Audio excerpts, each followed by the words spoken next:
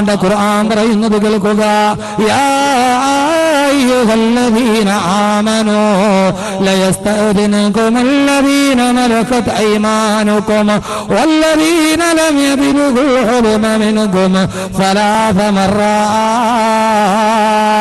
3 നേരങ്ങളിൽ ഓരോ മാതാപിതാക്കളും മക്കളെ വളർത്തുന്നവർ ശ്രദ്ധിച്ചു കൊള്ളുക.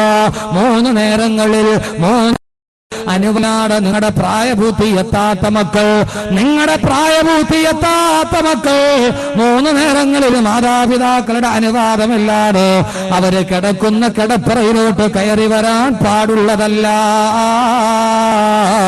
അല്ലാഹു പറയാണ് 14 നൂറ്റാണ്ടുകൾക്ക് മുമ്പ് 3 നേരങ്ങളിൽ മാതാപിതാക്കൾ കിടന്നുറങ്ങുന്ന കിടപ്പറകളിലേക്ക് അവരുടെ മക്കൾ അനുവാദമില്ലാതെ കടന്നു വരുന്നതിന് നിങ്ങൾ സൂക്ഷിച്ചു കൊള്ളണേ.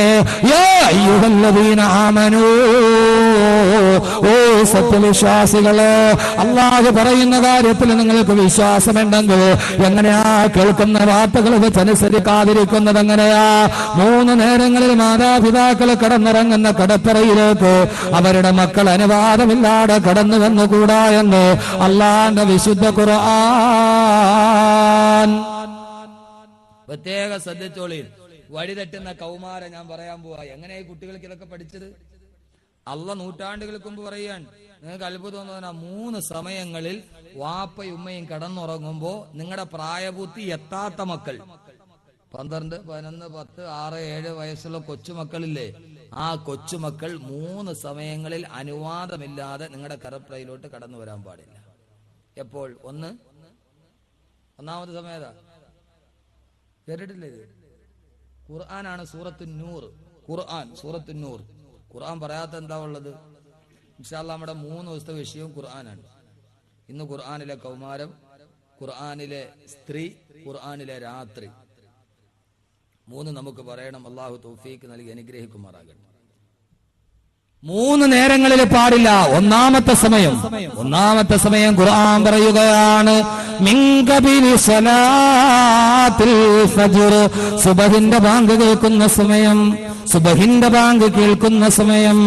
മിൻ ഖബിലി സ്വലാത്തിൽ ഫജ്ർ, പള്ളിയിൽ നിന്ന് സുബഹിയുടെ ബാങ്ക് കേൾക്കുമ്പോ ആ സമയത്ത് വാപ്പയും ഉമ്മയും അവരുടെ ബെഡ്റൂമിൽ ഉറക്കമാണ്. അവർ രണ്ടുപേരും കിടന്നുറങ്ങുമ്പോ വല്ലാത്ത ഉറക്കത്തിൽ കിടക്കുമ്പോ അതാ പള്ളിയിൽ നിന്ന് സുബഹിന്റെ ബാങ്ക് കേൾക്കുന്നു.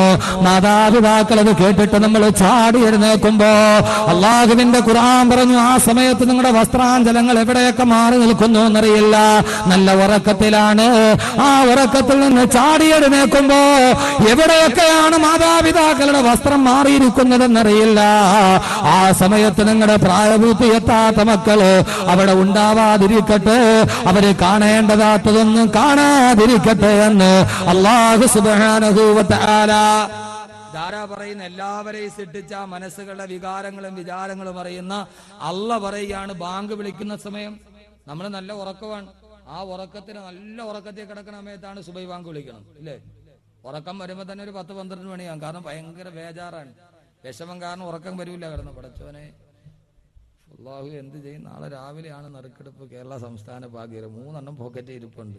അടിക്കുവോ? അടിക്കാതിരിക്കുവോ?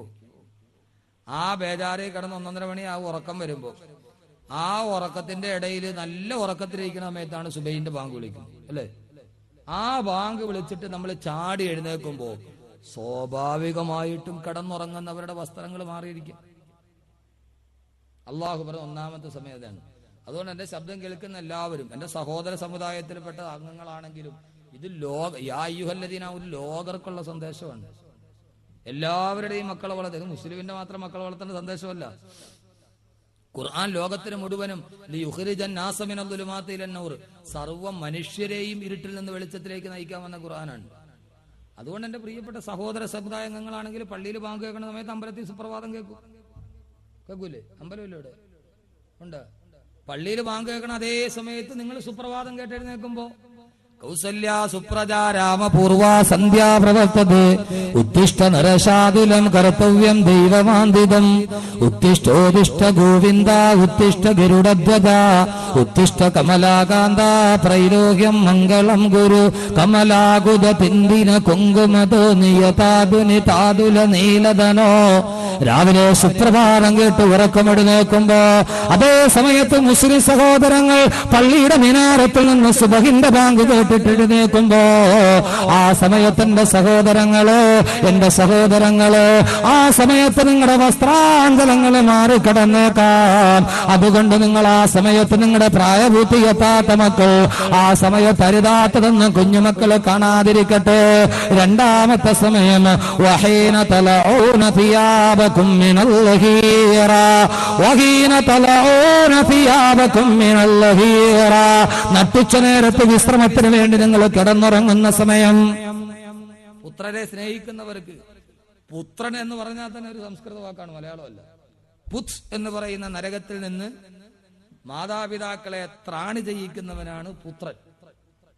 പുത് എന്ന നരകം, അതിൽ നിന്ന് മാതാപിതാക്കളെ കൈപിടിച്ച് മോചിപ്പിക്കുന്ന ത്രാണി ചെയ്യുന്നവനാണ് പുത്രൻ എന്നാണ് ഭഗവത്ഗീത.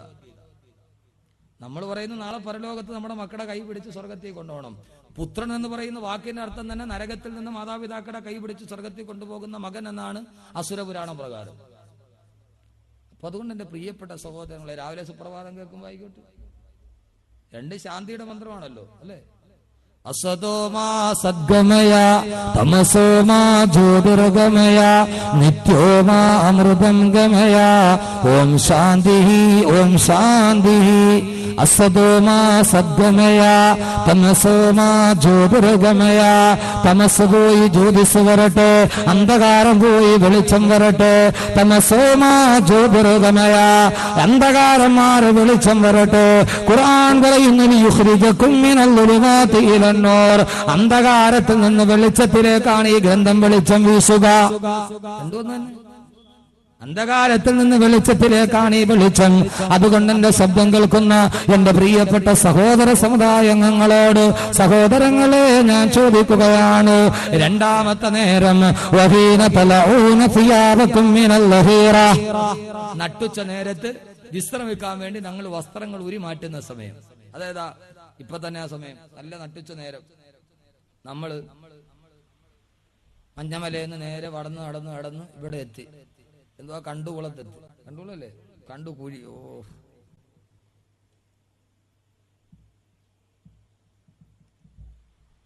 എന്തേലും ആട്ടെ, ഞാൻ പറയണില്ല. പിന്നെ പണ്ടൊരു സംസ്ഥാനത്തിൽ പോയി അച്ഛന്റെ പേര് പറഞ്ഞാൽ പെട്ടുപോയി. ഒരു മതസൗഹാർദ്ദ സമ്മേളനത്തിന് പോയതാ. സ്വാമിയുടെ പേരൊക്കെ ഞാൻ പറഞ്ഞു പറ്റും, പക്ഷെ അച്ഛന്റെ പേര് ഫാദർ ജോസഫ് മുണ്ടുനടയിൽ എന്നായിരുന്നു. Father Joseph Mundunadayil. അത് സംഘാടകര് സ്വാഗതം വന്നപ്പോൾ മാറിപ്പോയി, ഫാദർ ജോസഫ് മുണ്ടിനടിയിലായി. മുണ്ടുനടയിൽ നിന്നാണ്, അത് വായിക്കാൻ വേണ്ടി ഇച്ചിരി പാടുപെട്ടു. അപ്പൊ എന്ന് പറഞ്ഞ മാതിരി കണ്ടു കുഴി എങ്കിൽ കുഴി കിടക്കട്ട്. അപ്പൊ ഈ കുഴി നോക്കാൻ നമുക്കൊന്ന് കേറണ്ടേ? നിങ്ങൾ നട്ടുച്ച നേരത്ത് മഞ്ഞമലയിൽ പോയിട്ട് നടന്ന് വീട്ടിൽ വന്നു. വല്ലാത്ത വേർപ്പിൽ മുങ്ങി കുളിച്ചിരിക്കുന്ന സമയമാണ്. ഭയങ്കര ചൂട്. നേരെ വീട്ടിൽ കയറുമെന്ന് പറഞ്ഞാൽ നമ്മൾ എന്ത് ചെയ്യും? നേരെ വീട്ടിൽ വന്നു കഴിഞ്ഞാൽ ഉടനെ ആ ഷർട്ട് ഊരി ഹാങ്കർ ഇടും അല്ലേ? പാന്റാണ് ഇട്ടേക്കണേ, പാന്റ്. ഇപ്പോഴത്തെ പിള്ളേരെ പാന്റ് വിട്ട് നോക്കി എണ്ണ തേച്ചാൽ ഊരാൻ പറ്റൂ, അല്ലെ വല്ല ഗ്രീസ് വിട്ട് കൊടുക്കണം. അത്രയ്ക്ക് ടൈറ്റാണ്. ഇതെങ്ങനെ കയറ്റിയിടണമെന്നാ എനിക്കറിയാൻ പാടില്ലാത്ത. ഈ ഞണ്ട് ഇറുക്കി പിടിച്ച് കിടക്കണ മാതിരി തൊടയിൽ ഇങ്ങനെ ഈ പ്ലാസ്റ്റിക്കിന്റെ സഞ്ചി വെച്ച മാതിരി ഇതെങ്ങനെ ഇടുന്നത്? എനിക്ക് വേണമെങ്കിൽ പ്ലംബർമാര് ചെയ്യണമാതിരി PVC പൈപ്പ് ചൂടാക്കിയിട്ട് കയറ്റൂല കയറിയില്ലെങ്കിൽ. അതുമാതിരി ഇതിട്ടാൻ നേരത്ത് വിളക്കിന്റെ അവിടെ കൊണ്ട് വെച്ച് ചൂടാക്കി വലിച്ചൊക്കെ കയറ്റാൻ പറ്റുള്ളൂ. അല്ലെ രണ്ടുപേര് താഴെ ഇങ്ങനെ രണ്ട് സൈഡും വലിച്ചു പിടിച്ചുകൊണ്ടിരിക്കണ പോലെ തെങ്ങിന്റെ മുകളിലും കയറിയിട്ട് ചാടി ഇറങ്ങണം, അല്ലാതെ ഇത് കയറി പോവില്ല. ഇപ്പൊ അതെല്ലാം മാറി പെണ്ണുങ്ങൾക്ക് കുറെ ചുരിദാറും ഇപ്പൊ അങ്ങനെ ഇറങ്ങി. ഇപ്പൊ പെണ്ണുങ്ങൾക്ക് ചുരിദാർ ഇറങ്ങിയിട്ടില്ല, PVC പൈപ്പ് കാലിട്ട മാതിരി. എന്റെ പൊന്നു സൗകര്യമാരെ, തനിച്ച ഹറാമാണ്. ഇപ്പൊ ഇത്രയും നാളും പാട്യാലയായിരുന്നു. അത് താഴെ ഞണ്ട് പിടിച്ച് കിടക്കണ മാതിരി കിടക്കും, ഇപ്പുറം മുഴുവനും കാലിന്റെ ഭാഗമൊക്കെ മദ്ദളം കിടക്കണ മാതിരി കിടക്കും. അതൊരു ഇച്ചിരി പൊത്തുവരുത്തുണ്ടായിരുന്നു. ഇപ്പൊ അത് ഇറങ്ങിയിട്ട് അവസാനം PVC പൈപ്പ് കാലിട്ട മാതിരി ഒരു സാധനം. തനിച്ച ഹറാമാണ്, തനിച്ച ഹറാം. വസ്ത്രം കാലും മറഞ്ഞു എന്ന് നോക്കണ്ട, ശരീരത്തിന്റെ അങ്കലാവിനും വെളിയിൽ കാണുന്ന മുഴുവൻ ഹറാമാണ്. ഇൻഷാ അല്ലാഹ് ഖുർആനിലെ സ്ത്രീ പറയുമ്പോ പറയാം. ആ സമയത്ത് നമ്മൾ വസ്ത്രം ഊരി മാറ്റും. എന്നിട്ട് എന്ത് ചെയ്യും? ചൂട് കാരണത്താൽ ഇപ്പൊ ഒക്കെ വീട്ടിൽ കിടക്കാൻ പറ്റുമോ? ഒരു കയ്യിൽ എടുത്തു കൊടുക്കും. തമിഴിന്റെ ആണ് 2.20 ഉണ്ട്, മലയാളിയുടെ കയ്യിലാണ് 2 മീറ്റർ കാണും. അതെടുത്ത് ഉടുത്തു കഴിഞ്ഞാൽ ഇച്ചിരി കുടവേറും കൂടെ ഉണ്ടെങ്കിൽ ഒരിടത്ത് എത്തൂല. ഒരിത്തിരി കുടവേറും ചില ആളുകളില്ല, അല്ലാഹു അക്ബർ ഇങ്ങനെ കൈയ്യട്ടണ. അപ്പൊ അങ്ങനെ വയ്ക്കുമ്പോൾ ഇതങ്ങ് കെട്ടിക്കഴിഞ്ഞാൽ പിന്നെ എത്തൂല. നമ്മൾ അങ്ങനെ ഇരുന്നിട്ട് നേരെ എന്ത് ചെയ്യും, സ്വാഭാവികമായി തണുപ്പ് കിട്ടാൻ വേണ്ടി ആ ടൈൽസിന്റെ മുകളിലോട്ട് വെറുതെ അങ്ങ് നീണ്ടു മലർന്നങ്ങ് കിടക്കും. ഫാൻ മുകളിൽ കറങ്ങുകയും ചെയ്യും. നമ്മളിങ്ങനെ മലർന്ന് അവിടെ കിടക്കും, വാപ്പയും ഉമ്മയും. ഈ സമയത്ത് മക്കളെങ്ങാനും വാതിൽ തുറന്ന് നേരെ വന്ന് കിടന്ന, പടച്ചവന് ഇതെന്തായി കാണണത്, അള്ളാഹുവേ ഇതെന്തായത്, വെഞ്ഞാറമൂട് താലൂക്ക് ഹോസ്പിറ്റലിൽ പോസ്റ്റ്മോർട്ടത്തിന് മയ്യത്തിട്ട മാതിരി. ആദ്യം ആ കുട്ടി വരുമ്പോ കാണുന്ന എന്താണ്?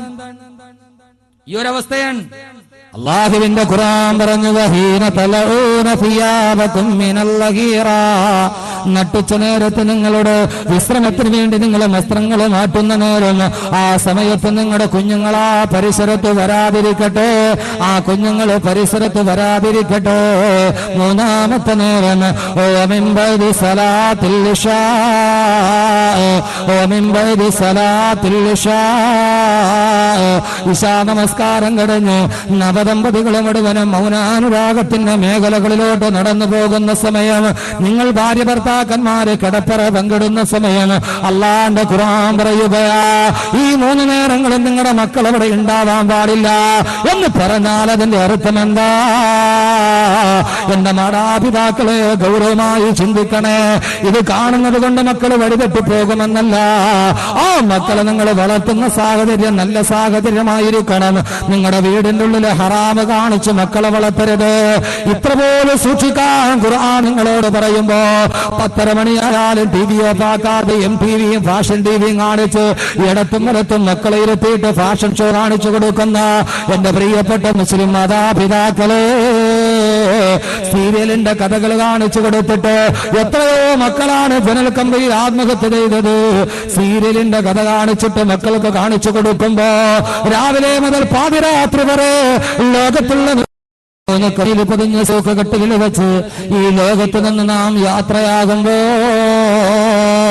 സഹോദരങ്ങളെ, നമ്മൾ നമ്മുടെ മക്കളെ വളർത്തുന്നത് എന്തിനു വേണ്ടിയാണ്? നമ്മുടെ മക്കളെ വളർത്തുന്നത് എന്തിനു വേണ്ടിയാണ്? ആ മക്കളെ വളർത്തുന്ന ദുനിയാവിൽ അവർ ഒരു തുള്ളി വെള്ളം വന്നില്ലെങ്കിലും വേണ്ടില്ല. നാളെ പള്ളിക്കാട്ടിൽ പോയി കിടക്കുമ്പോ എല്ലാവരും പള്ളിക്കാട്ടിൽ നിന്ന് മണ്ണിട്ട് മൂടി തിരിച്ചു പോകുമ്പോ അല്ലാഹുവിന്റെ റസൂല് പറഞ്ഞത് എന്താണ്? എല്ലാവരും അവനെ ഖബറിലേഖനാക്കിയിട്ട് പോകുമ്പോ അവന്റെ ജീവിതത്തിൽ ആകെ ബാക്കിയുണ്ടാകുന്നത് 3 കാര്യങ്ങളാണ്. ഒന്ന്, അവൻ ചെയ്ത സാലിഹായ കർമ്മങ്ങൾ. മറ്റൊന്ന്, വലതുനു സാലിഹുന്, അവന് വേണ്ടി ദുആ ചെയ്യുന്ന സാലിഹായൊരു സന്താനമുണ്ടെങ്കിൽ. സഹോദരങ്ങളെ, സഹോദരിമാരെ, നാളെ പള്ളിയുടെ 6 അടി മണ്ണിൽ കിടക്കുമ്പോ അല്ലാഹുവേ, ഈ കണ്ണിനുള്ളിൽ കിടക്കുന്ന എന്റെ ഉമ്മയാണ് ഉപ്പയാണെന്ന് പറഞ്ഞു ആ ഖബറിന്റെ അടുക്കൽ വന്ന് ദുആ ചെയ്യുന്നൊരു മകൻ വേണമോ, ഒരു സന്താനം വേണമോ? അതിനുവേണ്ടി പരിശ്രമിക്കുക.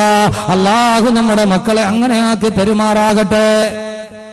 നാളെ പള്ളിക്കാട്ടിൽ ചെന്ന് കിടക്കുമ്പോ നമുക്ക് അല്ലാഹു സുബ്ഹാനഹു വ തആല നമ്മെ ഓർത്ത് കരയുന്ന, നമുക്ക് വേണ്ടി ദുആ ചെയ്യുന്ന, നാളെ പരലോകത്ത് വിവശരും പരവശരുമായിട്ട് നിൽക്കുമ്പോ അല്ലാഹുവിന്റെ മുമ്പിലേക്ക് നമ്മളെ നടത്തിക്കൊണ്ടു പോകുന്ന നല്ല മക്കളെ അല്ലാഹു നൽകി അനുഗ്രഹിക്കുമാറാകട്ടെ എന്ന ദുആയോടെ ഈ വിഷയം ഇൻഷാ അല്ലാഹ് ഇതിന്റെ കുറച്ചു ഭാഗം കൂടിയുണ്ട്. ആ ഭാഗം ഇൻഷാ അല്ലാഹ് നമുക്ക് ചർച്ച ചെയ്യാം. അല്ലാഹു തൗഫീഖ് നൽകി അനുഗ്രഹിക്കുമാറാകും.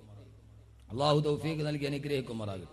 അങ്ങനെ നമ്മുടെ മക്കളെ നാഫിയ ഇൽമ നൽകി നല്ല രീതിയിൽ വളർത്താൻ വേണ്ടി ശ്രമിക്കുക. നാളെ നമ്മുടെ വിഷയം ഖുർആനിലെ സ്ത്രീ എന്ന് പറയുന്ന വിഷയമാണ്. ഇതിന്റെ ഒരു ചെറിയ ദുഃഖകരമായൊരു ദുഃഖമല്ല, കുഴപ്പമൊന്നുമില്ല. നാളെ ഇൻഷാ അല്ലാഹ് അതിന് ഞാൻ ഉണ്ടാവില്ല. നാളെ എനിക്ക് അത്യാവശ്യമായിട്ടൊരു യാത്ര പോകണം, തിരിച്ച് കറക്റ്റ് എത്തുകയില്ല. ഞാനിതേപോലെ കുറേ ഡേറ്റ് കൊടുത്തിരിക്കുക, അതിൻ്റെ ഇടയിൽ എന്തെങ്കിലും അത്യാവശ്യം വന്നാൽ പോയേ പറ്റുള്ളൂ. അപ്പം നാളെ ഞാൻ ഇല്ലാത്തത് കൊണ്ട് ഇൻഷാ അല്ലാഹ് 24-ാം തീയതിയെ നമ്മുടെ അവസാനിക്കും. ഞാൻ ഉണ്ടാവും 23-ാം തീയതി, നാളെയും നാളെ കഴിഞ്ഞുമായിട്ടാണ് തീരേണ്ടത്. നാളെ ഞാൻ ഇല്ലാത്തത് കൊണ്ട് നാളെ കഴിഞ്ഞ് ഇൻഷാ അല്ലാഹ് ഇന്നിപ്പോ ദിവസം